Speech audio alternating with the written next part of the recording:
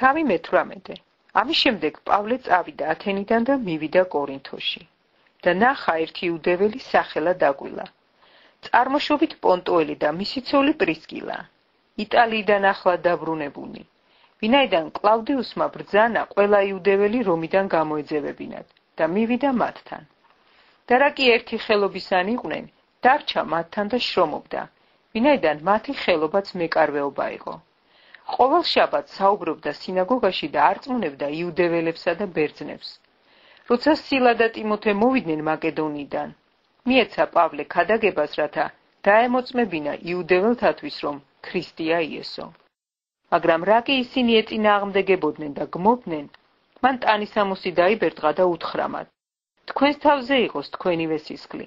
მე უბრალო ვარ, ამიერიდან წარმართებთან მივდივარ. წავიდა იქიდან და შევიდა ერთი ღვთისმოშიშის, სახელად იუსტოსის სახლში, სინაგოგის გვერდით. სინაგოგის მთავარმა კრისპოსმა კი მთელ თავის სახლთან ერთად ირწმუნა უფალი და მრავალმა კორინთოელმა მოისმინა რა, ირწმუნა და მოინათლა. ღამით უფალმა ჩვენებაში უთხრა პავლეს: ნუ შეგეშინდება, არამედ ილაპარაკე და ნუ დადუმდები.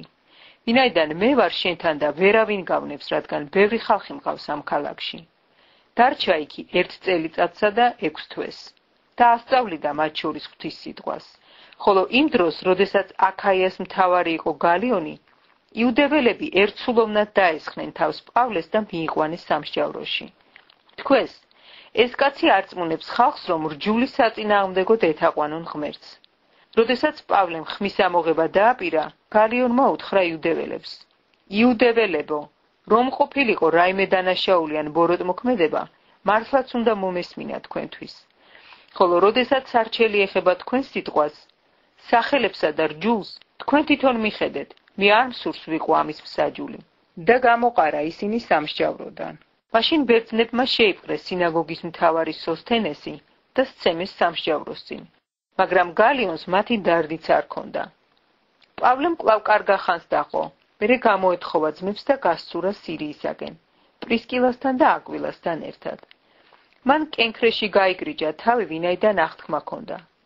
ეფესოს რომ მიაღწია, ისინი იქ დატოვა, თვითონ სინაგოგაში შევიდა და ესაუბრა იუდეველებს.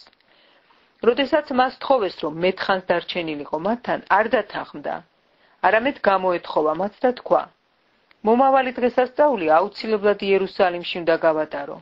თქვენთან ისევ დავბრუნდები თუ ღმერთმა ინება და გასცურა ეფესოდან. კესარიაში ყოფნისას ავიდა იერუსალიმში.